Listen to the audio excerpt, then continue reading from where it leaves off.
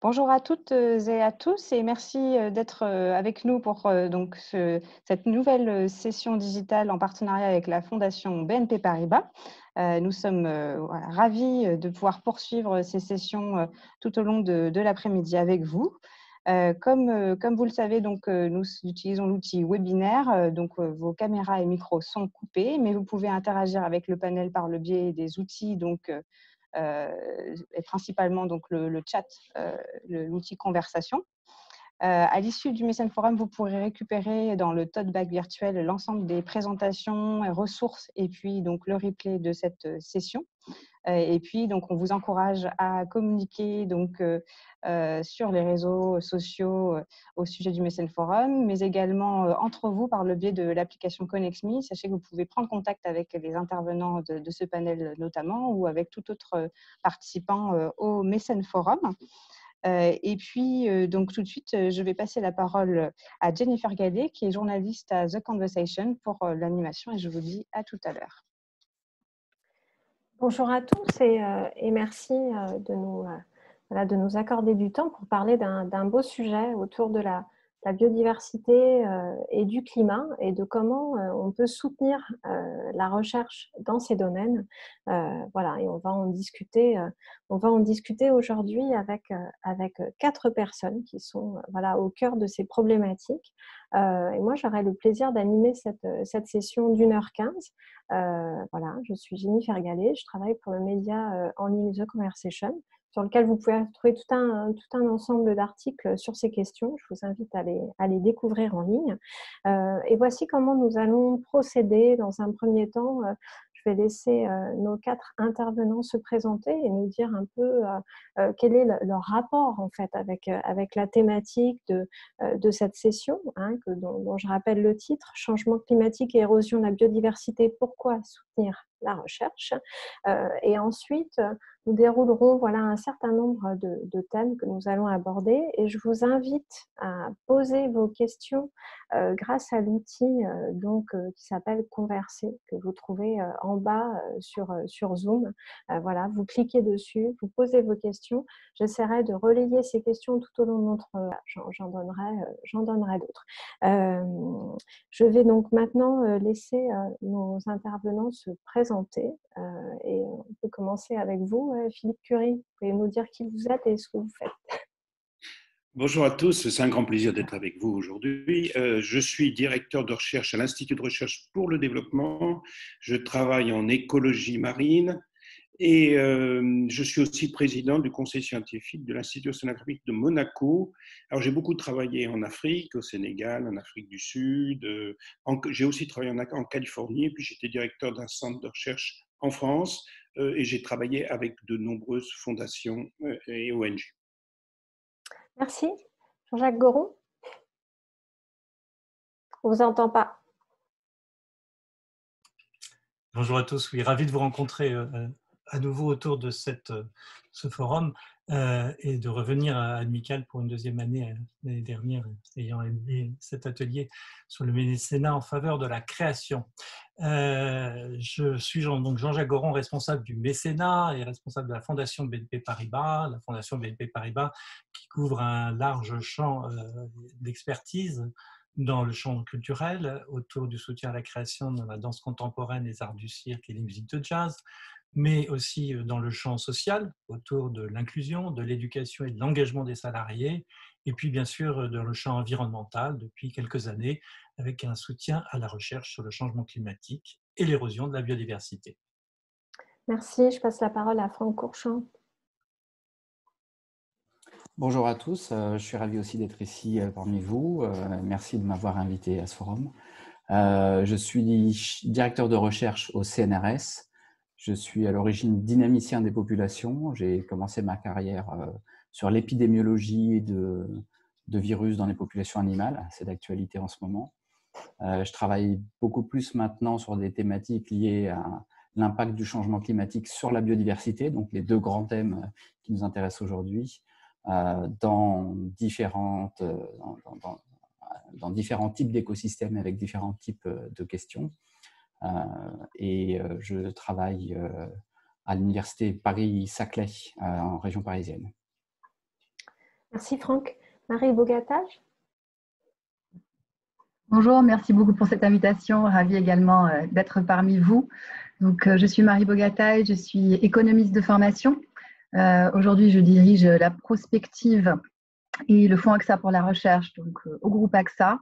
Le Fonds AXA pour la recherche, lancé en 2008, se spécialise dans le mécénat scientifique et soutient des projets de recherche dans les domaines de la santé, des risques socio-économiques et financiers, et climat, environnement et écologie. Donc, ravie d'être avec vous aujourd'hui pour parler de ce dernier thème plus spécifiquement. Merci Marie. Je vais reprendre rapidement la parole avant qu'on rentre dans le vif du sujet, juste pour situer un petit peu notre débat. Donc là, on va évoquer en fait deux domaines de recherche plus particulièrement, donc à savoir la recherche sur le changement climatique et la recherche sur la biodiversité, et essayer de comprendre en quoi c'est très important de pouvoir que cette recherche soit dynamique, quels sont les moyens en fait de pouvoir se poursuivre pour répondre à ces deux défis de notre temps, mais aussi du temps qui vient, parce qu'on est dans des défis de durabilité. Voilà, maintenant tout le monde est très au courant de tous les impacts qu'on commence à subir, les effets du changement climatique qui sont divers. Ça peut être des inondations qui ont une ampleur très importante, ça peut être l'intensification d'aléas climatiques, ça peut être aussi ce qu'on connaît quand on est citadin, c'est-à-dire ce phénomène de hausse des températures. Donc ça, c'est tous ces aspects, on les connaît bien. Aujourd'hui, ils sont bien documentés par la recherche et on en entend aussi beaucoup parler dans les médias. L'autre domaine qu'on va évoquer et qui concerne l'érosion de la biodiversité, c'est quelque chose de plus récent. Je pense que Franck Courchon pourra nous dire précisément des choses très intéressantes sur ce domaine de recherche. Mais là, on est sur comment le vivant est exposé en fait à différentes pressions, que ce soit des pressions humaines, la plupart du temps sont des pressions humaines, mais aussi des pressions qui sont en lien avec le changement climatique. Donc on va voir tout ça. On va essayer de comprendre pourquoi c'est très important qu'il y ait un mécénat environnemental dynamique dans ces domaines. Mais là, on tombe tout de suite sur un paradoxe, et ce paradoxe, il a été bien mis en lumière avec le baromètre amical qui, en 2018, a fait une enquête auprès des mécènes et donc du mécénat d'entreprise sur cette question de l'environnement. Et on découvre que le domaine environnemental est le moins investi par les mécènes, avec seulement 6% des entreprises engagées et une part dans le budget du mécénat de seulement 7%. Alors là, on peut quand même s'interroger sur ce décalage entre la gravité des phénomènes qu'on vient d'évoquer et puis ce soutien qui vient à la recherche, qui agit dans ces domaines. Donc, j'aimerais, pour poser un peu le cadre de ce débat, que Jean-Jacques puis Marie, vous réagissiez sur ce faible investissement. Pourquoi c'est juste 7% alors que c'est si important? Jean-Jacques, peut-être en premier. Alors, c'est 7%, mais c'était peut-être 0% il n'y a pas si longtemps, donc il y a déjà de l'espoir. En fait, c'est peut-être aussi parce que les effets du mécénat sur la recherche sur le changement climatique sont peut-être moins immédiats.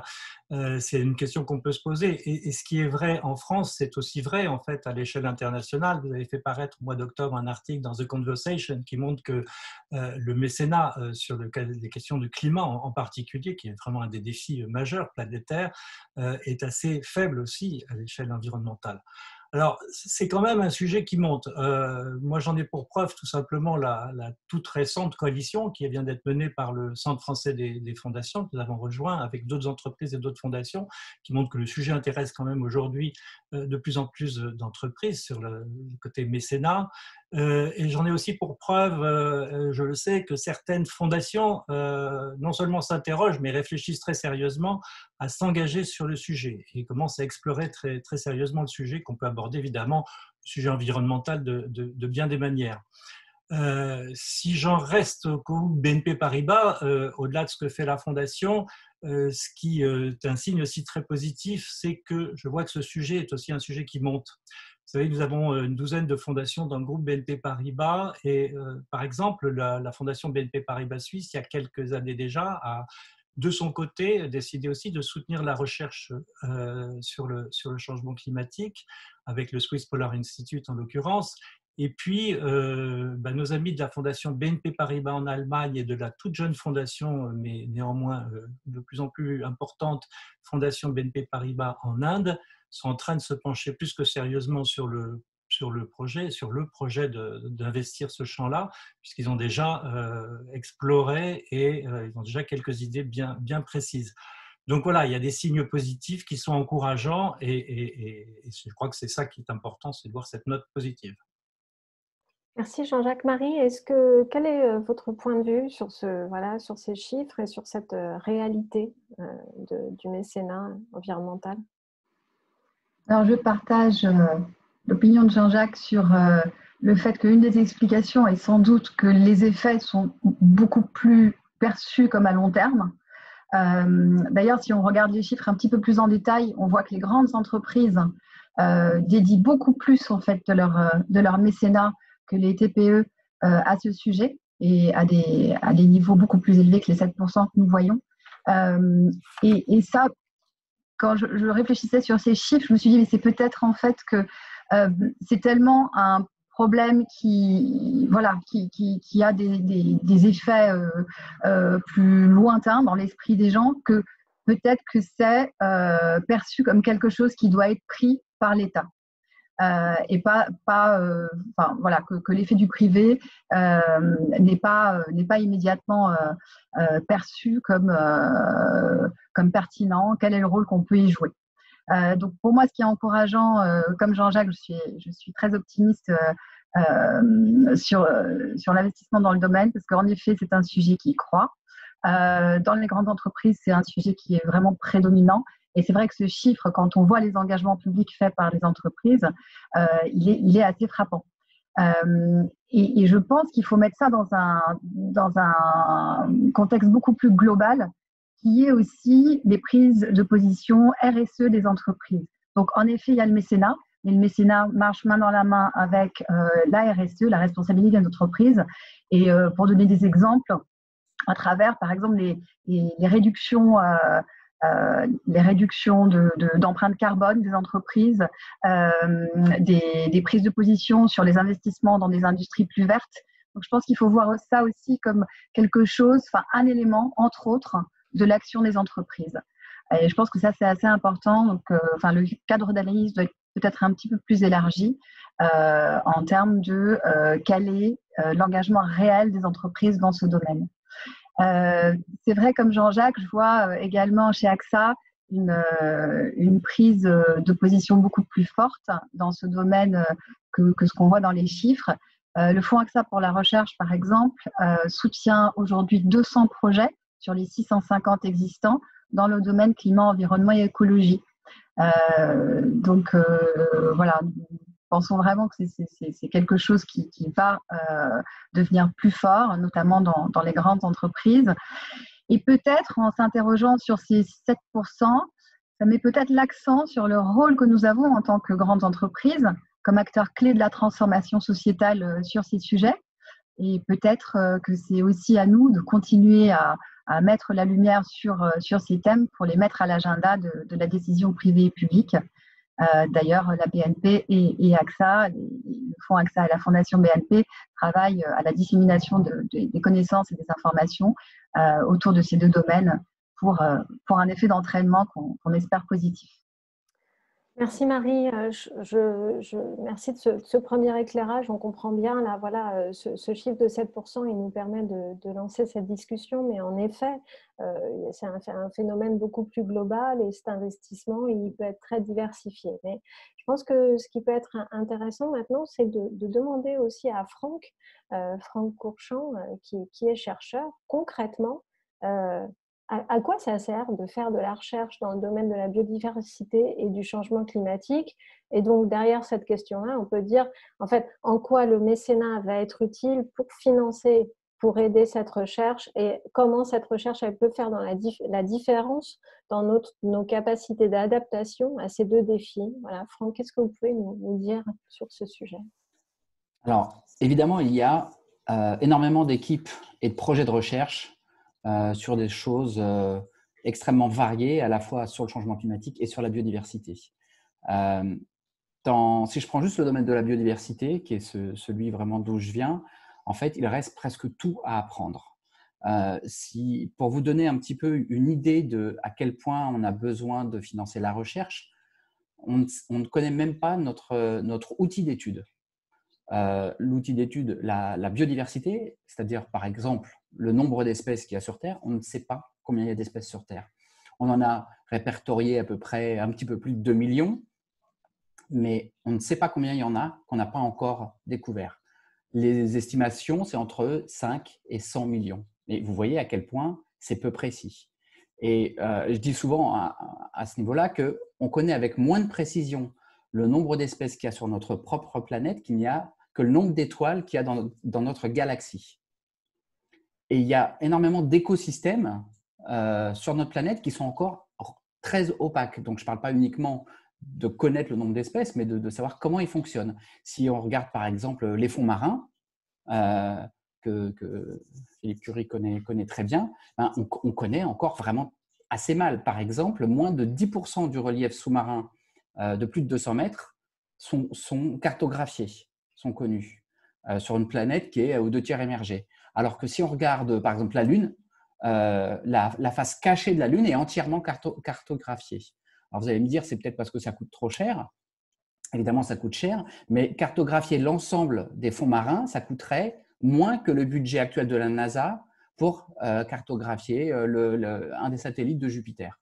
Donc l'argent est là, c'est juste qu'il n'est pas mis en biodiversité et sur le changement climatique. Si vous avez, moi j'ai l'exemple d'un collègue qui était dans un navire de recherche pour aller sur les pôles, qui travaillait sur l'effet du changement climatique sur la biodiversité, et il parlait avec un autre collègue qui travaillait sur un projet donc sur les glaces des pôles qui pouvait être relié au projet d'étude de la NASA des glaces d'Europe, un satellite de Jupiter qui est à des centaines de millions de kilomètres de chez nous.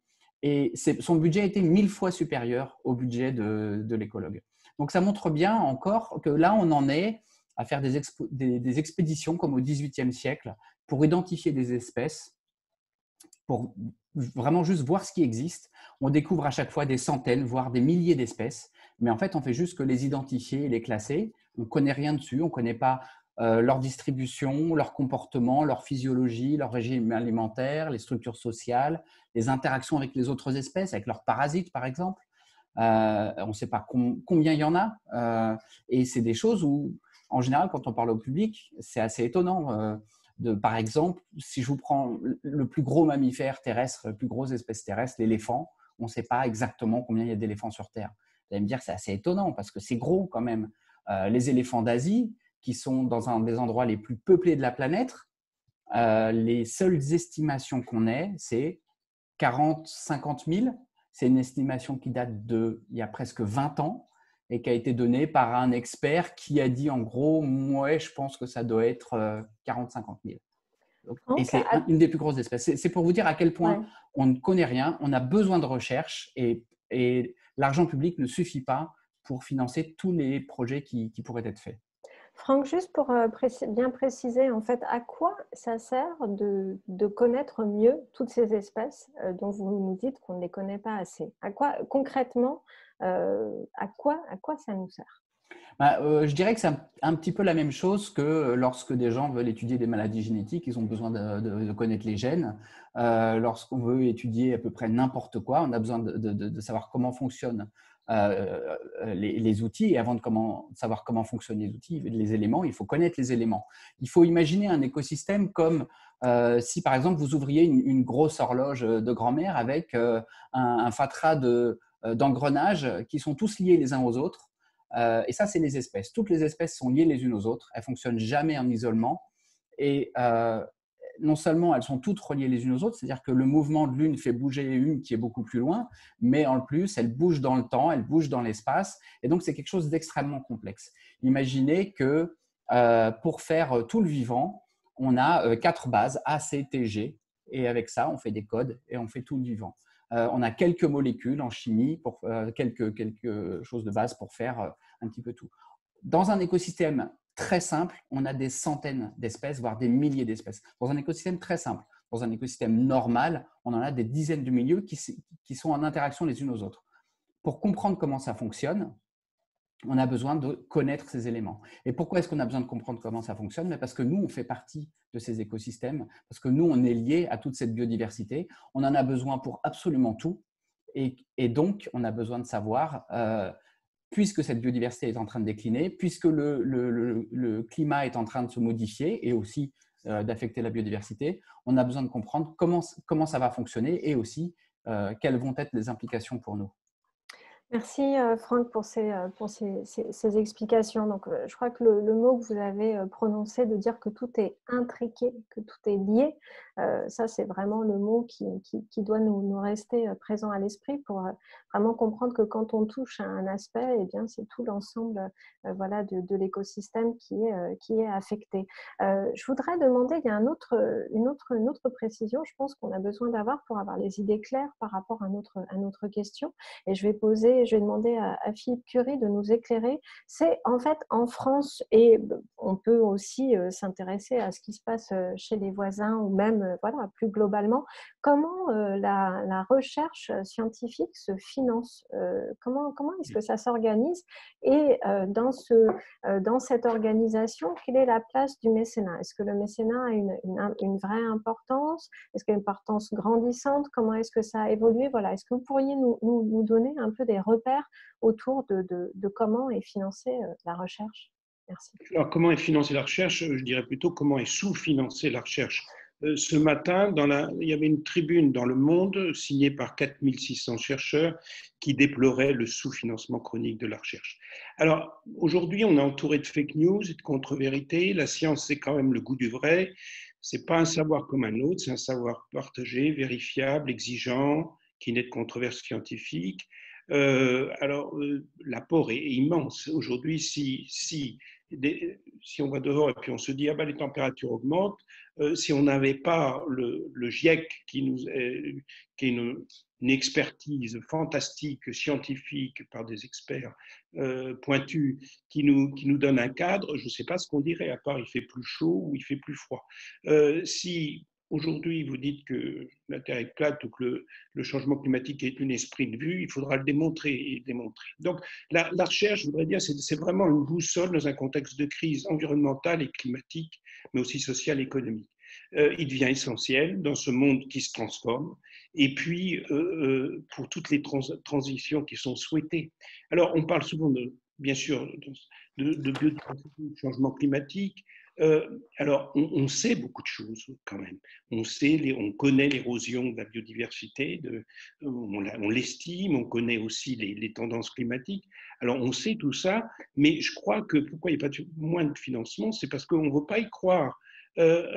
Alors, je vois une question sur pourquoi les entreprises préfèrent acheter du crédit carbone plutôt que d'investir dans la recherche. Je pense que demain, il n'y aura pas une entreprise qui ne pourra pas investir dans la recherche sur la biodiversité et le changement climatique. Alors, en France, parlons de la France et de la recherche en France, c'est depuis plusieurs décennies 2,2% du PIB. On prend des marges de retard par rapport à d'autres pays, puisqu'on est 6e mondial. L'Allemagne, par exemple, c'est 3%. La Corée du Sud, c'est 4,8%. Alors, on a cet objectif du 3%, mais il est vraiment très long. On n'est qu'à 2,2%. Alors, les chercheurs, comment ils fonctionnent? Les chercheurs, les chercheurs de la fonction publique sont payés par l'État, mais ils doivent financer leurs projets, donc ils doivent rechercher de l'argent. Et ce qu'on voit dans la recherche française et même internationale, c'est que les chercheurs passent beaucoup trop de temps à rédiger à répondre aux appels d'offres, l'Agence nationale de la recherche, c'est entre 30 et 50% du temps chercheur, avec parfois des des taux très bas d'acceptation de ces projets. Des fois, c'est moins de 10%. Donc, la recherche française est très bonne, je dirais, sur l'environnement, sur le changement climatique, mais elle est toujours, je dirais, insuffisante. Alors, il y a un rapport qui vient d'être publié là fin 2019 et c'est le rapport qui est fait par 15 experts internationaux suite à l'agenda 2030 sur les objectifs du développement durable, donc qui est un peu notre objectif un peu ultime, hein, d'avoir un monde avec ces 17 objectifs de développement durable. Donc ce rapport fait par des experts externes produit quatre conclusions qui sont, je pense, majeures. D'abord, il y a urgence. Il y a urgence. On ne peut pas, étant donné les tendances lourdes qu'on observe dans le changement climatique et l'érosion, prendre plus de temps et puis ne pas mobiliser plus la recherche. Donc, il faut une mobilisation de la recherche et là, je dirais qu'il faut que la recherche aussi se reconstruise autour de ces grands objectifs, autour d'une science qui soit plus une science de la durabilité, et ça, c'est des choses qu'on peut, avec les fondations, travailler en co-construction. Je l'ai entendu au cours des dernières interventions, notamment hier. Voilà, il faut qu'on construise les objectifs avec les fondations. Alors, pourquoi moi, je dirais pourquoi il y a si peu de financement sur l'environnement, c'est parce que la nature, jusqu'à présent, c'est le free lunch.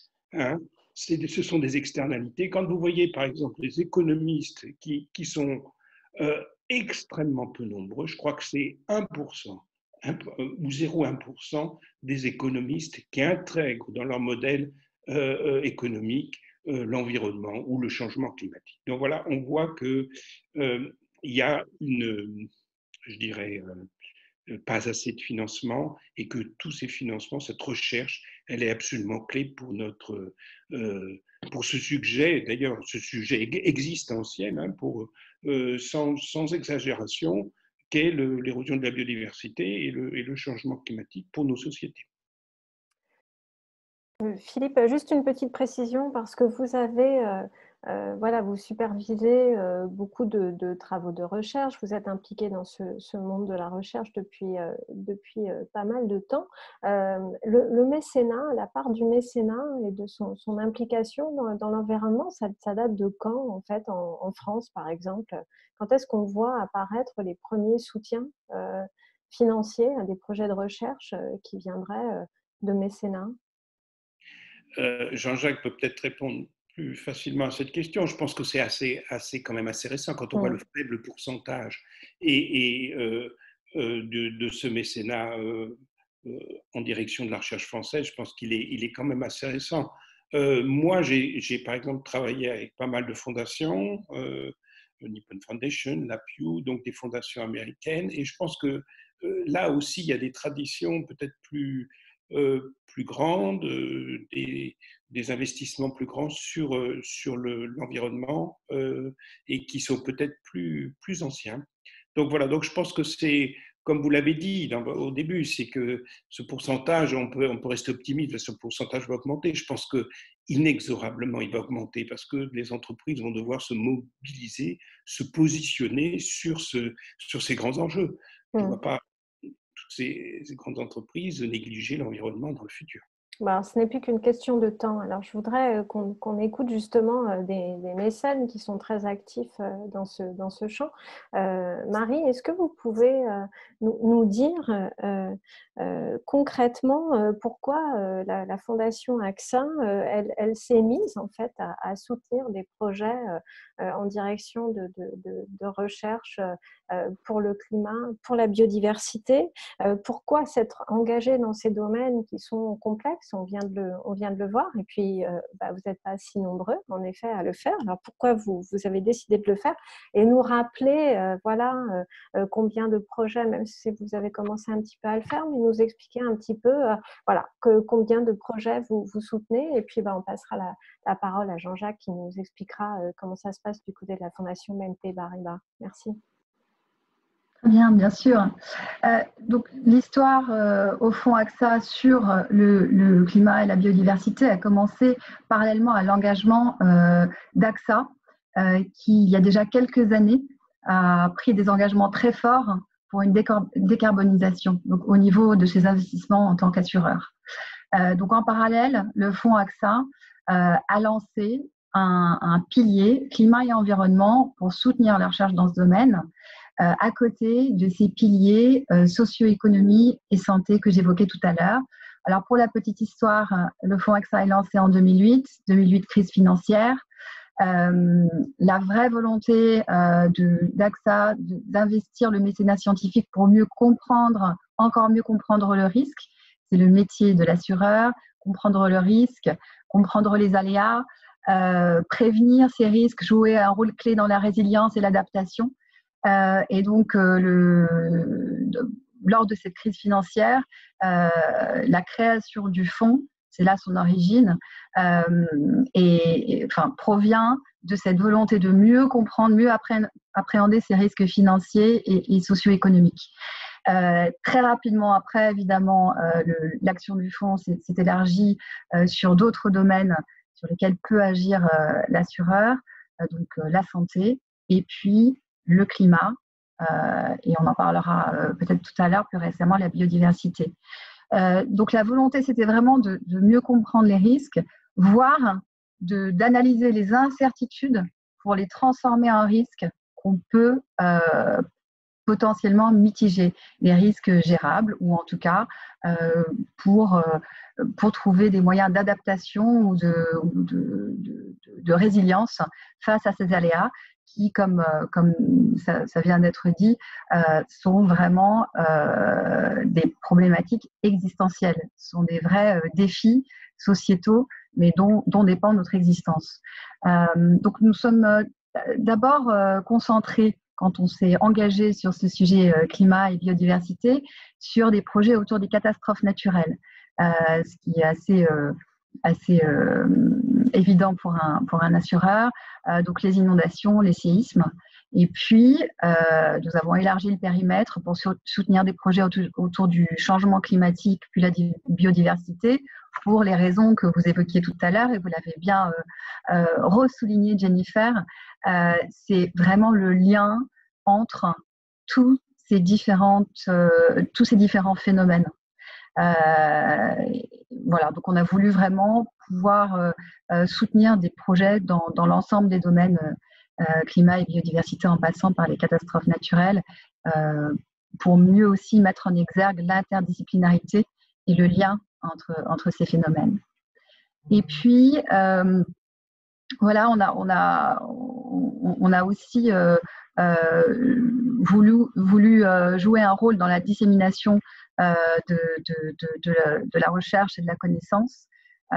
Et donc, on a aussi voulu soutenir ce sujet pour faire avancer la connaissance, mais pour aussi partager les problématiques avec un public plus large, des décideurs privés à l'intérieur de notre entreprise, mais aussi au-delà, avec des décideurs privés de notre réseau et des décideurs publics.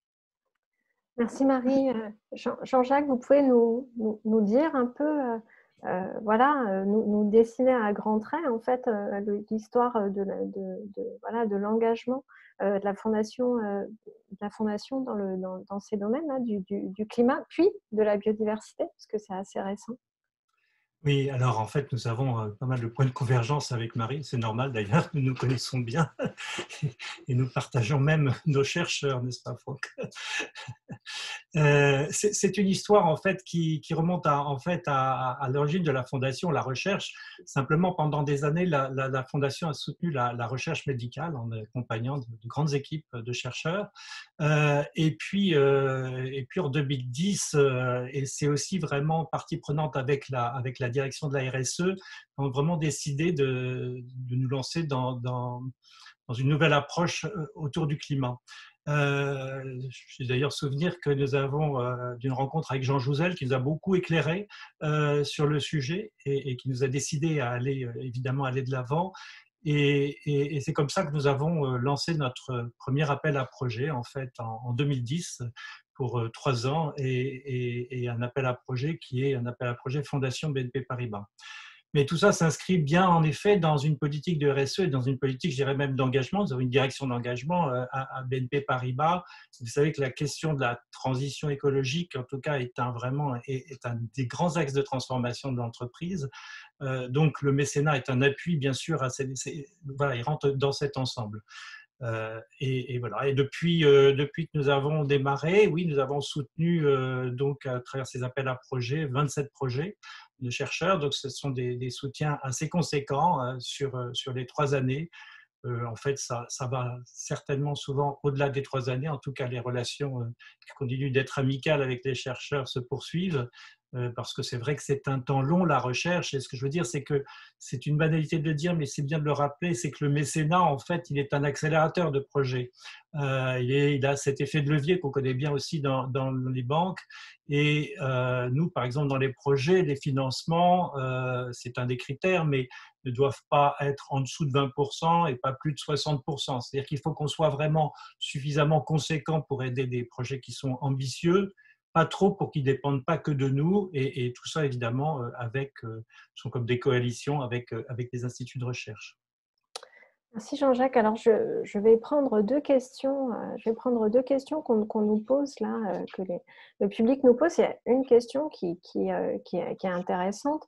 On nous dit, pour une entreprise comme BNP qui est régulièrement attaquée par les ONG environnementales, est-ce que ce n'est pas trop risqué de faire du mécénat dans ce domaine? Jean-Jacques, qu'est-ce qu'on peut répondre à ça?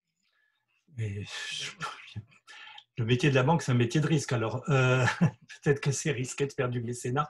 Depuis 1984, vous voyez, on a pris ce risque et je pense qu'on est très, très content de le poursuivre.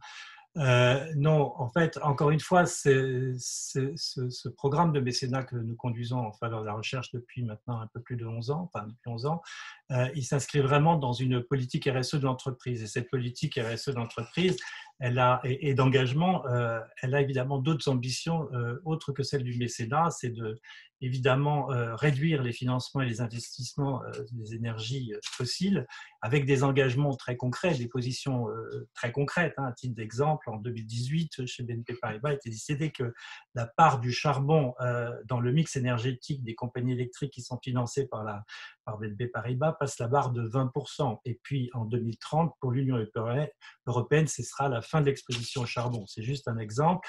Ce qui est important aussi, c'est de souligner que dans nos activités, dans tous nos métiers, cette question de la transition écologique est majeure.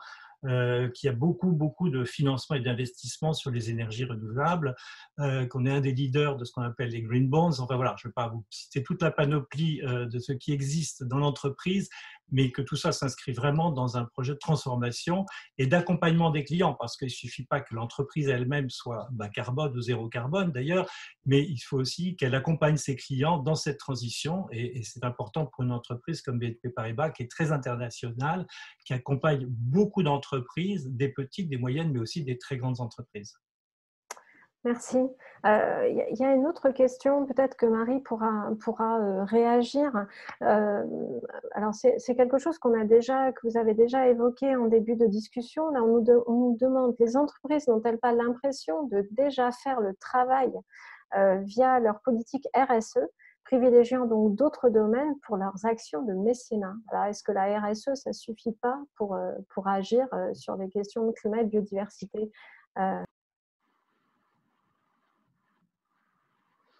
Alors, moi, je verrais vraiment ça, et je pense que je l'ai évoqué tout à l'heure, comme une action globale. En effet, le mécénat, c'est quelque chose d'extrêmement important. Financer la recherche pour comprendre le long terme, parce que c'est le temps long.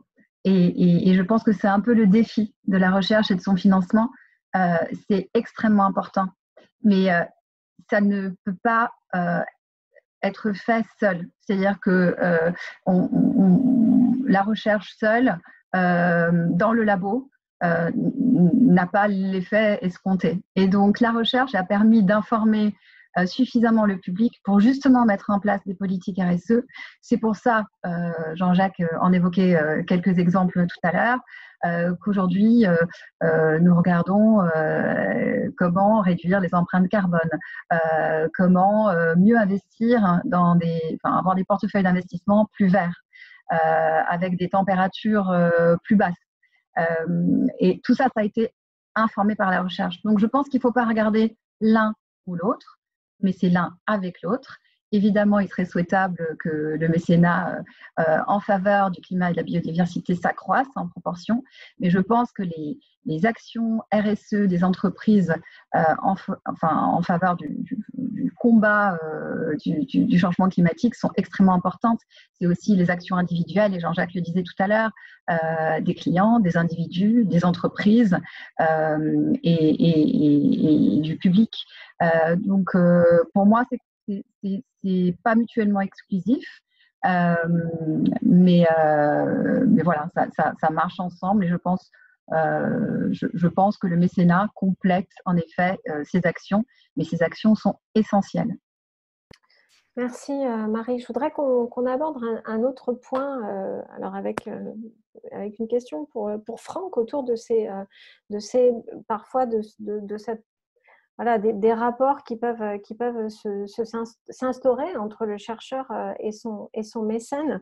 Alors, est-ce que vous pourriez peut-être nous dire un peu concrètement, vous, comment ça se passe, hein, puisque vous avez eu plusieurs importants projets de recherche qui ont été soutenus par du mécénat environnemental. Donc, vous pourriez déjà nous dire précisément sur quoi ça portait. Et puis, nous dire, qu'est-ce que ça permet d'être aidé par des mécènes et comment est-ce que ça peut faire avancer la recherche? Qu'est-ce que ces mécénats vous auront permis de faire concrètement? Merci. Alors, j'imagine que les relations entre les mécènes et les chercheurs, ça doit évidemment dépendre pas mal des mécènes et pas mal des chercheurs. Mon expérience personnelle avec les mécènes avec lesquels j'ai travaillé, la Fondation BNP Paribas, Gecina, Iris, et maintenant, depuis cette année avec AXA, s'est établi une relation très privilégiée, un vrai partenariat. D'abord parce que les mécènes sont vraiment, réellement intéressés par ce qu'on fait et cherchent vraiment à nous aider. Et ça, c'est quelque chose qui m'a surpris, hein, parce qu'en 20 ans de recherche, je n'avais jamais eu ce genre de relation. D'autre part, parce que les projets soutenus, comme vous le disiez, Jennifer, par la Fondation BNP Paribas et par celle d'AXA, sont des projets de grande envergure qui permettent vraiment d'aller plus loin, ce que ne font pas les projets financés par le public de manière classique. Ça permet plusieurs choses. La première chose, c'est que comme les fonds sont plus conséquents que ce que sont les fonds classiques, et souvent sur plus longtemps, ça permet, comme le disait tout à l'heure Philippe Curie, de ne pas passer tout son temps à faire des appels à projets, mais pour avoir de l'argent pour faire de la recherche, mais à faire directement la recherche, ce qui est plutôt une bonne idée.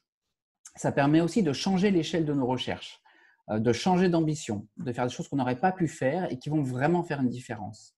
Lorsqu'on est financé uniquement par la recherche publique, on peut à peine faire des choses pour, on va dire, survivre en recherche. Là, on peut vraiment avoir de l'ambition et faire quelque chose de très différent. La deuxième chose, c'est beaucoup moins d'administration et de paperasse, qui nous bloque aussi souvent un pourcentage significatif de notre temps, parce qu'il y a beaucoup plus de flexibilité et de réactivité que les financements classiques, et notamment pour des soutiens complémentaires qui ne seraient pas possibles de trouver ailleurs, ou pour des choses un petit peu différentes que ce qui est mainstream et qui ne plaît pas trop aux financeurs publics. Et j'en ai eu encore la semaine dernière la preuve avec la Fondation BNP Paribas, à qui j'ai demandé un financement complémentaire pour quelque chose d'un petit peu différent, mais qui était tout à fait valide scientifiquement, et ça a marché, alors que j'avais demandé avant dans les sources classiques et qu'on m'a dit non, on n'a jamais fait ça. Et on n'a jamais fait ça. c'est suffisant. Oui. Franck, vous pouvez nous dire exactement de quoi il s'agit, nous donner cet exemple que Cet vous citez exemple-là, là. Oui. alors en fait, les travaux que j'ai faits avec la Fondation BNP Paribas, ils ont commencé en 2014 et ils ont bien marché, ils ont donné pas mal de résultats, mais le gros des résultats est en train d'arriver maintenant. Et on a sur le feu, là, plus d'une 50aine d'études qui sont en train de sortir au sein d'un consortium que j'ai fait avec une centaine de collègues dans 39 pays différents sur le coût économique des espèces envahissantes. Et c'est un projet sur lequel AXA est aussi impliqué. Seulement, le problème actuellement dans la recherche, c'est que lorsqu'on veut publier les résultats d'une étude pour qu'elle soit disponible pour la presse, pour le public et pour les collègues, souvent il faut payer. Et quand on publie, ce qui est classiquement le cas en recherche, 2-3 articles par an, on peut se le permettre avec des financements classiques. Lorsqu'on publie 50 articles, et ben ça fait un trou énorme dans les budgets. Et là, j'avais besoin en urgence de pouvoir payer les maisons d'édition pour pouvoir publier les articles. Donc, quelque chose de très concret et on va dire un peu exceptionnel parce que c'est rare d'arriver et de dire voilà, j'ai plus de 50 articles qui sortent et je ne sais pas comment les financer. Et donc, au niveau de la recherche classique, ça marchait pas. Donc ça, c'est la deuxième chose qui fait que on a des choses qui ne sont pas possibles tout à l'heure. Un autre cas aussi de réactivité, c'est on a travaillé sur une BD de vulgarisation scientifique sur les fourmis envahissantes. Ça s'appelle laguerredesfourmis.com. Vous pouvez trouver ça, c'est gratuit sur Internet. Eh bien, on a eu un soutien aussi qui a été important et qui m'a permis de payer un dessinateur pour lequel c'est le métier, qui a donc besoin d'argent pour pouvoir le faire, payer un site web pour pouvoir le mettre en vue. Ça a été vu plus de 350 000 fois. C'est quelque chose qui a très bien marché, qui montre que la science est souvent bien plus intéressante pour les gens que ce que nous, chercheurs, on a l'impression. Les fondations que j'ai citées tout à l'heure m'ont aussi permis de faire un film d'animation qui est passé sur Arte et qui a été vu plus de 10 millions de fois en cumulé sur YouTube. Aussi sur la science, c'est des choses que je ne peux pas faire avec la recherche et pourtant, c'est un peu une partie indissociable de ma recherche, donc c'est quelque chose de très, très important. Et puis la troisième chose, je pense, qui est différente avec les mécènes, ce retour d'expérience personnelle, c'est une nécessité d'être plus proche de la société, justement, parce que lorsqu'on a cette relation privilégiée avec un mécène, on est plus à l'écoute de ce que la société comprend, ne comprend pas, a envie de savoir. Et donc, on peut donner plus directement. Par exemple, j'ai fait pas loin d'une dizaine de conférences rien qu'au personnel de la BNP, en France, en Belgique, au Portugal, en Pologne, à Singapour, c'est-à-dire à chaque fois que j'allais dans un congrès scientifique à un endroit, s'il se trouvait que dans cette ville-là, il y avait un bureau de la BNP quand je travaillais avec eux et que ça collait dans les plannings, eh ben, on essayait de faire une petite conférence pour discuter avec le personnel et donc pour qu'on fasse jouer dans les deux sens cette espèce de relation privilégiée avec le mécène. Merci Franck, c'est très concret, on comprend très bien ce qui se passe et d'ailleurs c'est vrai que ce sont des beaux projets de vulgarisation de vos recherches qui ont vraiment trouvé leur public. Et ça, c'est vrai que c'est à la fin, on voit qu'il y a une sorte de boucle comme ça de soutien qui revient aux autres aussi. Et donc ça, c'est un aspect qui est très important. Je voudrais qu'on aborde un autre aspect qui me paraît essentiel dans cette discussion, et ça serait une question pour Philippe, par rapport à la part grandissante en fait de ce soutien. Là, on voit que c'est très dynamique de fonds privés pour financer la recherche.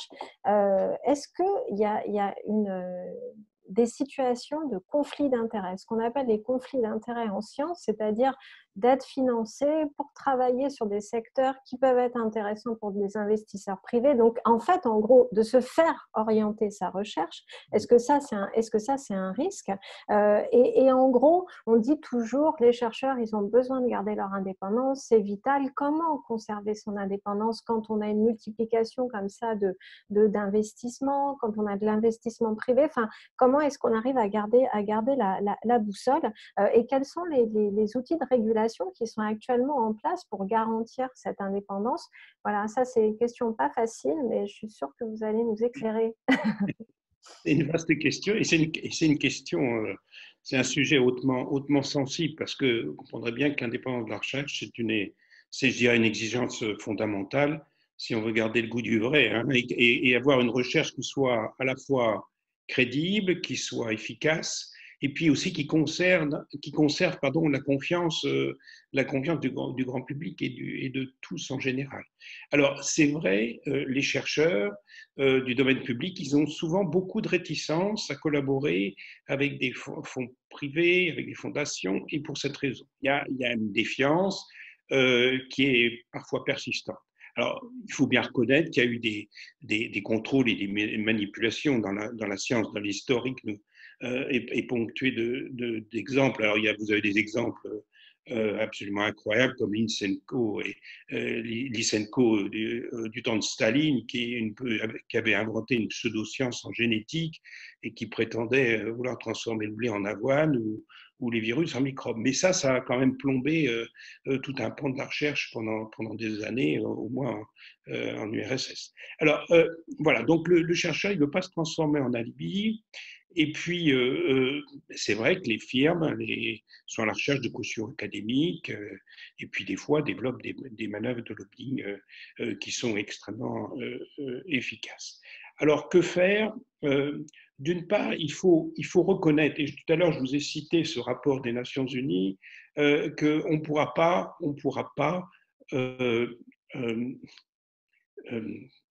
faire la transition, toutes les transitions écologiques sans travailler simplement avec la recherche académique. Il faut que le secteur privé, il faut que les fondations s'investissent. Voilà. Et donc cette recherche doit travailler en collaboration, doit co-construire, comme on l'a dit. Alors, comment il va falloir que ce système de partenariat, il évolue. Alors, d'un point de vue scientifique, il évolue, je dirais. Vous avez une grande revue comme la revue Science, Nature, qui, autrefois, le seul critère, c'était, dans les publications, c'était le critère d'excellence scientifique. Et puis, aujourd'hui, vous avez, dans les prérequis, il faut faire mention de tous les financements que vous avez obtenus pour voir s'il y a eu, d'où viennent vos financements. Donc ça évolue. Il faut aussi que juridiquement, il faut lutter contre les conflits d'intérêts. Là, on vient juste de sortir le conseil scientifique de la Fondation Hulot, un livre sur science et cette transition écologique. Et on fait aussi plusieurs propositions, plusieurs pistes pour rendre obligatoire les publications par les entreprises des noms des laboratoires, des chercheurs dont elles financent les travaux, et puis aussi pour limiter les risques de fraude et de conflits d'intérêts, et puis pourquoi pas imaginer d'engagement déontologique similaire à ce qu'on a pour le serment d'Hippocrate pour les médecins, mais pour les gens qui travaillent par exemple sur le changement climatique ou sur la biodiversité, donc se rendre opposable en cas de manquement constaté. Alors, ça, c'est du côté, je dirais, plus scientifique. Alors, bien sûr, tout le monde a ses agendas. Les chercheurs ont leurs objectifs. Les entreprises, on a des politiques RSE très élaborées. On a aussi les ONG qui ont leurs agendas. Et je pense qu'on va beaucoup gagner en termes, parce que les enjeux qu'on a aujourd'hui, c'est des enjeux globaux. Donc, ce n'est pas telle branche académique ou telle entreprise qui va résoudre ces enjeux globaux qui sont d'une complexité incroyable et qui sont connectés. Il va falloir l'énergie de tout le monde et on a besoin de cette co-construction. Alors, une co-construction, ça veut dire peut-être ne pas être complètement d'accord, mais on a besoin d'interagir, de discuter et de définir ensemble les objets qu'on va traiter et de collaborer. Je pense que là, c'est ça un peu l'enjeu de toute la recherche, même la recherche qui va je vous ai parlé de cette science de la durabilité, et cette science de la durabilité, elle a besoin à la fois de casser les disciplines qui travaillent de façon parfois complètement isolée sur des thèmes scientifiques, mais qui va on a besoin de réunir cette science autour des enjeux globaux, mais aussi d'avoir toute l'expertise, toute la façon de faire, toute la politique très élaborée des entreprises, des fondations. Voilà, donc il y a tout ce travail de co-construction qui est nécessaire dans l'avenir. Et je pense que ça va transformer à la fois la façon dont on fait la recherche et peut-être le mécénat. Merci Philippe, c'est très clair et très riche. Il y a des questions qui vont un peu dans le sens là, de ce qu'on est en train d'évoquer. Alors, vous nous avez bien expliqué que c'était des questions complexes. Enfin, de toute façon, maintenant, on le sait, on le comprend tous que c'est des questions complexes qui ont extrêmement d'implications, qui concernent plein de recherches et plein de disciplines différentes. Néanmoins, il y a quelqu'un qui pose une très bonne question et qui nous dit s'il fallait choisir un seul champ d'intervention dans les causes environnementales et qu'il résonne pour les salariés, quel serait ce champ? Alors là, c'est la question qui n'est pas simple, mais en gros, une entreprise qui aurait envie de s'investir sur un mécénat environnemental, par quoi il faudrait qu'elle commence en fait? Qui a envie de répondre à cette belle question? Juste un petit commentaire. Je pense que l'agenda changement climatique et biodiversité sont complètement aujourd'hui indissociables parce que le climat impacte le changement, le climat impacte la biodiversité de façon incroyable, mais aussi il y a une rétroaction et on s'aperçoit que la biodiversité peut nous aider à contrôler aussi le climat. Donc ça, c'est pour dire que ça forme un tout en termes d'agenda et d'ambition scientifique, d'ambition peut-être pour les fondations. Moi, je pense que comme agenda, on ne va pas pouvoir… vous voyez, quand on regarde les tendances à long terme depuis une cinquantaine d'années, on voit bien que ça va être le grand problème de notre développement. Le grand problème d'enjeu global, c'est celui-là, c'est le changement climatique et biodiversité.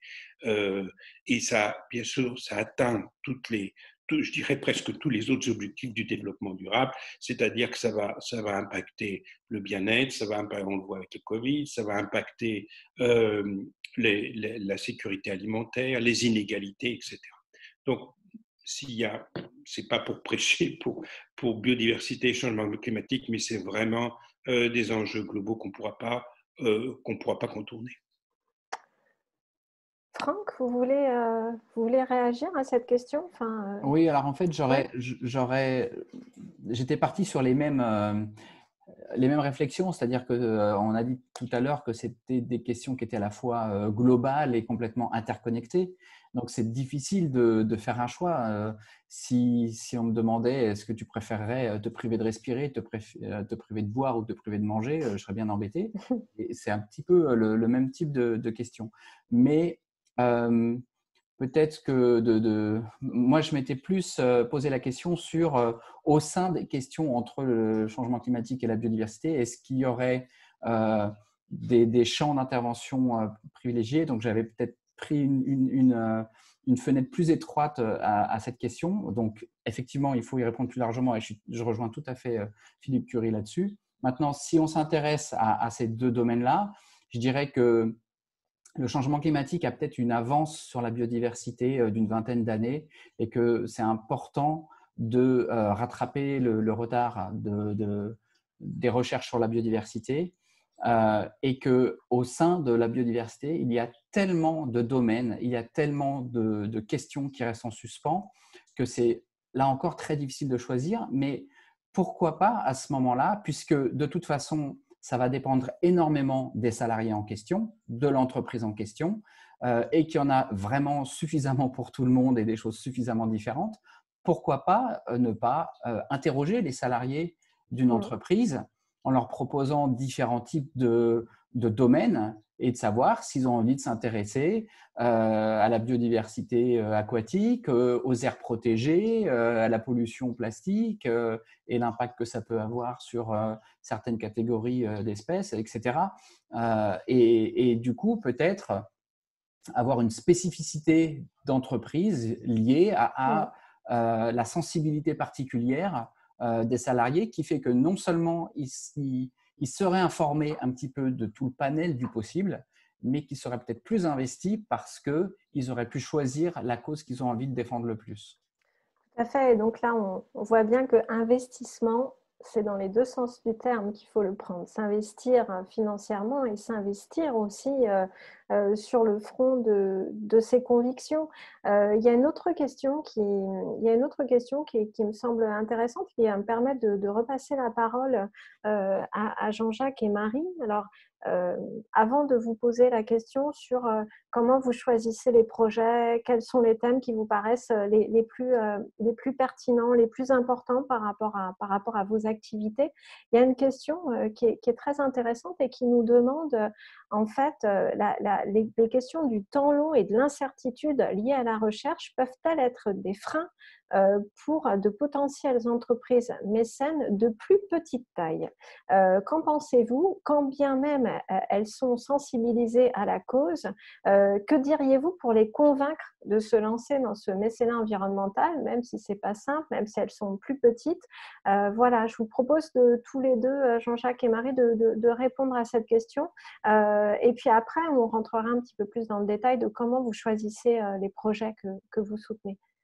Jean-Jacques? Oui, mais je crois que c'est la vertu du mécénat d'être capable de prendre des risques et de laisser du temps long justement à ceux qui l'accompagnent. Le mécénat, c'est rarement une action, enfin ça, à mon sens, pas une action ponctuelle, one shot.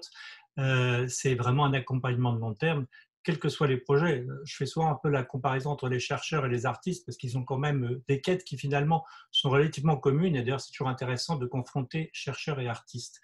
Et un artiste, il a aussi besoin de temps pour ne rien faire, pour réfléchir, pour avancer dans sa création.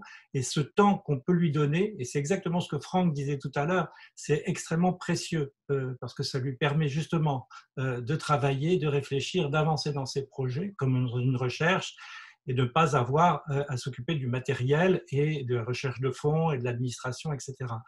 C'est vraiment la vertu, je crois, du mécénat, que d'être capable d'aller de ce côté-là et donc du côté aussi de l'innovation, bien sûr.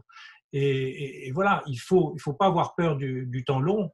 En plus, le temps long, c'est quand même pas non plus une éternité. Enfin, vous voyez, nous, nos programmes de recherche, je le disais, sont soutenus pendant 3 ans, même si au-delà de ces 3 ans, on continue de s'accompagner d'une certaine façon et de se fréquenter, évidemment, parce que ce qui est très important, c'est, je voulais répondre aussi un peu indirectement à la question qui était posée, quel champ choisir? En effet, il faudrait déjà connaître l'entreprise, quelle est son histoire, sa politique RSE, on n'inscrit pas une politique de mécénat en faveur de la recherche, comme ça. Mais sur la question liée aux salariés, vous voyez, nous, à travers tous nos programmes, on a fait, Franck l'a dit, et Philippe en a fait aussi, des conférences avec nos chercheurs auprès de nos publics, en particulier auprès des salariés, qui sont vraiment des parties prenantes importantes, 200 000 salariés chez BNP Paribas dans le monde. Et quel que soit le sujet, qu'il s'agisse de biodiversité, de climat, et à l'intérieur de ces grandes catégories, beaucoup de projets très divers, on voit bien l'intérêt des salariés pour tous les projets, d'une certaine façon. Donc, ils sont très, très sensibles aussi bien aux questions climatiques qu'aux questions de la biodiversité, et puis en fait, surtout aussi, évidemment, à leurs interactions dans un sens comme dans l'autre. Donc, voilà ce que je voulais dire. Merci Jean-Jacques. Marie, qu'est-ce que vous répondez aussi à cette question sur le message que vous pouvez faire passer, vous, en tant que mécène très actif dans ce domaine, pour se lancer? Alors, je suis complètement en ligne déjà avec Jean-Jacques. La prise de risque est inhérente au mécénat scientifique, le temps long aussi. Je pense que je vais m'attarder plus du coup sur l'incertitude. Alors, je ne formulerai pas ça comme de l'incertitude en recherche, et Franck et Philippe, corrigez-moi, mais en échangeant avec les chercheurs, l'incertitude, finalement, quand une hypothèse est avérée fausse, c'est quand même une réponse. Et donc, si on s'embarque sur un projet de recherche avec une hypothèse et qu'on la ferme, on part vers une autre hypothèse qui, elle, peut s'avérer vraie et qui peut ouvrir d'autres chemins de recherche. Donc, ça fait vraiment partie inhérente du mécénat scientifique. Maintenant, quelque chose de très pratique sur le temps long. Si on n'avait pas investi sur le temps long, sur tout ce qui est épidémiologie. Aujourd'hui, on ne réussirait pas à avoir un vaccin dans un temps record de 9 mois. C'est quand même extraordinaire ce qui se passe aujourd'hui par rapport à des projets de vaccination, de développement de vaccins sur des maladies qui ont pris 20, quelquefois 30 ans à être développées.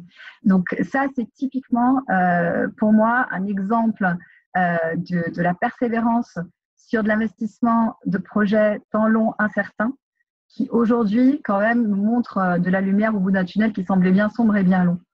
Je trouve que c'est l'application pratique la plus exacte. C'est vrai que c'est très frappant.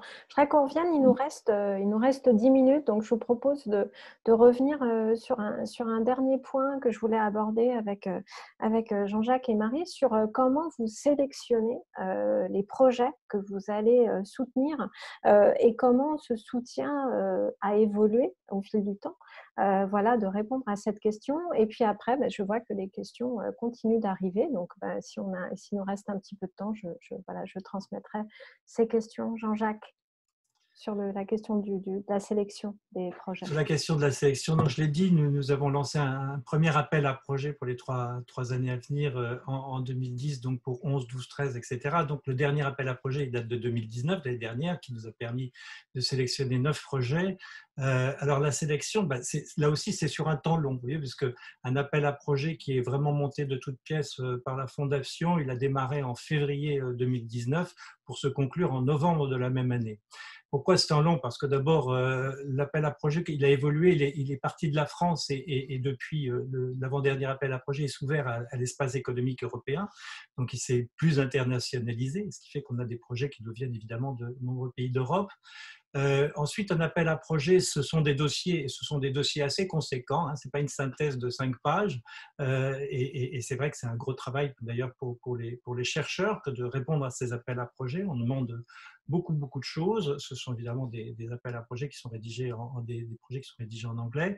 Donc il y a toute une phase de présélection des projets. Alors pour cette phase de présélection, nous on fait appel à la fois à des collaborateurs, mais des collaborateurs qui ont une expertise et expérience dans ces domaines et dans le champ de la RSE, et puis évidemment à des personnalités extérieures aussi qui nous aident, et notamment des instructeurs de la Fondation de France qui sont extrêmement qualifiés pour nous aider. Ça, c'est la première démarche. C'est intéressant parce que c'est aussi une démarche participative tout de même de la part des salariés de BNP Paribas et qui a été menée de façon très efficace par notre équipe. Et puis ensuite vient évidemment la sélection des projets. De mémoire, on avait présélectionné à peu près 27 ou 29 projets sur une soixantaine. Et là intervient le comité scientifique. Alors, on a 2 membres éminents du comité scientifique parmi nous. Il y en a quelques autres, donc, qui sont des chercheurs, qui reçoivent évidemment les projets. Et là, c'est le comité scientifique qui établit vraiment une liste prioritaire de projets. Et ça se passe au cours d'une journée entière à débattre, à échanger. Il y a 6 personnes dans ce comité scientifique, des personnes qui viennent du Royaume-Uni, de Belgique, je ne vais pas tous les citer, mais vraiment c'est un comité scientifique de haut niveau et parfaitement indépendant. Quand on parlait tout à l'heure de l'indépendance des projets par rapport à l'entreprise, elle est parfaitement garantie, cette indépendance. Je pense qu'ils sont témoins et ils pourraient évidemment les deux nous le dire aussi, évidemment à leur façon. Et puis voilà. Et puis il y a une liste donc prioritaire qui est présentée au comité exécutif de la Fondation, parce que là aussi il y a toujours cet aspect de gouvernance qui finalement valide les projets. Donc voilà comment ça se passe le process de sélection. Ce qui est important, c'est de noter qu'il y a évidemment dans l'appel à projet un certain nombre de critères avec des notes et des pondérations sur les notes. Alors, il y a évidemment l'aspect scientifique, en quoi le projet apporte quelque chose vraiment de nouveau en matière de connaissances, d'exploration des connaissances. Ça, c'est un critère important. Mais il y a d'autres critères comme la capacité de dissémination du projet. Ça, c'est très important aussi pour nous parce qu'on est très, très attaché à la question de la dissémination, au portrait de toutes nos parties prenantes. Et puis, il y a aussi sur les équipes, la composition des équipes. Par exemple, comment est-ce qu'elles sont composées? Est-ce qu'il y a des jeunes chercheurs? C'est très important aussi à nos yeux. Est-ce qu'il y a une parité, égalité hommes-femmes? Est-ce que les femmes sont présentes dans les équipes? Aujourd'hui, sur les 9 équipes que nous soutenons, il y a 5 des équipes qui sont dirigées par des femmes. Bon, voilà, c'est important. C'est peut-être fait un petit retour sur le précédent débat sur les critères ESG qu'on peut appliquer à un programme, et puis un certain nombre d'autres critères, je ne vais pas tous les détailler, mais vous voyez, et vraiment, tous les projets doivent répondre à l'ensemble des questions qui sont posées, et c'est assez conséquent. Merci de ces précisions, Jean-Jacques. On voit comment ça se fabrique et il y a beaucoup d'étapes qui garantissent la cohérence de ces projets. Marie, comment ça a évolué du côté du fonds AXA pour la recherche, la sélection des projets? Est-ce que vous suivez une ligne très claire ou est-ce que c'est quelque chose qui évolue? Voilà, brièvement, si vous pouvez nous en dire un petit peu plus. Oui, alors non, ça n'a pas beaucoup évolué parce que moi déjà quand je suis arrivée au fond, il y avait un système très efficace qui était en place. Donc, nous fonctionnons également par appel à projet, environ 2 par an. Des appels à projets qui sont différents suivant le niveau de seniorité d'ailleurs des chercheurs. Donc, nous avons des programmes de postdoctorants, nous avons des appels à projets pour des chaires, donc des financements plus importants et plus longs pour des chercheurs plus seniors. Et donc, à la réception des dossiers, nous faisons une soumission à des pairs académiques qui nous donnent leur avis sur ces dossiers et une présélection donc, de ces dossiers est soumise à un conseil scientifique indépendant également, constitué de 8 personnes aujourd'hui, qui sont 10 éminents chercheurs aussi internationaux et qui rendent leur avis. Alors, les critères de sélection sont l'excellence et l'innovation. Ce qu'on regarde, et ça a été évoqué un petit peu avant par rapport à un financeur public, je pense que ce que nous, on peut se permettre un petit peu plus, c'est de prendre des projets un petit peu plus risqués, peut-être un petit peu plus innovants. Et à 2 dossiers égaux, on prendra celui qui a potentiellement, qui sera financé sans doute par ailleurs, peut-être, mais qui aura sans doute un petit peu moins de chances de se faire financer parce qu'on sait que voilà, nous avons un rôle complémentaire à jouer et je pense qu'on a beaucoup parlé de complémentarité aujourd'hui. Voilà, on essaie vraiment de jouer la carte de la complémentarité. Nous regardons aussi, et le conseil scientifique regarde ça de très près, l'acte d'un projet sur la société, mais aussi la carrière du chercheur et potentiellement le développement que ça peut venir à l'institution qui accueillera le chercheur. Qu'est-ce que ça va engendrer comme changement dans le domaine au sein de l'institution. On regarde tout ça, y compris évidemment les objectifs de diversité que citait Jean-Jacques précédemment. Merci Marie, c'est très clair. On comprend bien là, avec vos témoignages comment ces projets sont soutenus. Il nous reste un petit peu moins de 5 minutes, donc pour respecter l'horaire, je vous propose qu'on prenne une dernière question qui est plutôt une remarque. Quelqu'un nous dit qu'on est dans une décennie, qu'on va être dans une décennie de l'urgence. En 2021, le Congrès mondial de la nature, les COP biodiversité et climat sont d'importantes étapes. Des solutions existent et c'est elles aussi qui ont besoin d'être financées aujourd'hui. Le temps long, nous sommes dans une décennie d'urgence aujourd'hui. Alors sur cette question de l'urgence, et plus généralement de comment faire prendre conscience de cette urgence et comment arriver à financer les projets qui peuvent répondre à cette urgence, qu'est-ce qu'il faut faire? Est-ce qu'il faut faire en sorte que la science puisse être diffusée un maximum pour que les gens soient sensibilisés, à la fois dans les entreprises mais aussi dans la société? Je pense que je vais laisser la parole conclusive à Philippe Curie qui va certainement nous éclairer sur cette urgence. Merci. Il y a vraiment urgence. Il y a besoin de synthétiser aussi la recherche scientifique parce que, vous savez, il y a 5000 publications par jour.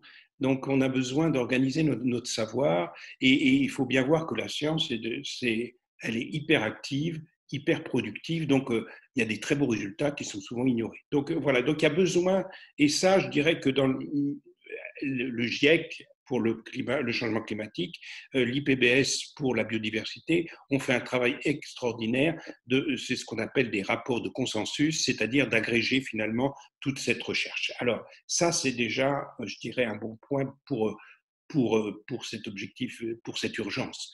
Il y a besoin aussi de cette science de la durabilité donc, qui casse les disciplines et de co-construire avec les fondations et puis le grand public, c'est de traiter ces objectifs globaux parce qu'on a besoin de tous les savoirs. Donc là, c'est aussi un des enjeux supplémentaires, mais c'est aussi plein de challenges, je dirais. Donc voilà, donc on peut plus attendre. C'est vrai ce que souligne Anne, on peut plus attendre. Il y a une décennie d'urgence qui est reconnue, qui est quantifiée. Voilà, donc il va falloir à la fois je dirais, faire progresser la recherche, mais aussi toutes les interactions de la recherche avec le grand public, avec les fondations, etc. Merci Philippe, je vais rendre la parole, mais avant je voulais vous remercier pour la qualité de ces échanges. Je pense qu'on a bien compris les enjeux, voilà, et j'espère que voilà, cette question du mécénat environnemental va continuer à émerger, à progresser. Merci à tous. Merci.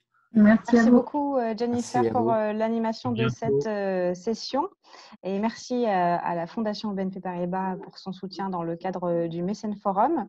Et donc on vous donne rendez-vous pour la prochaine session à 17h sur le mécénat collectif, un levier d'avenir au service des territoires. À tout à l'heure. Bonne fin de journée. Merci.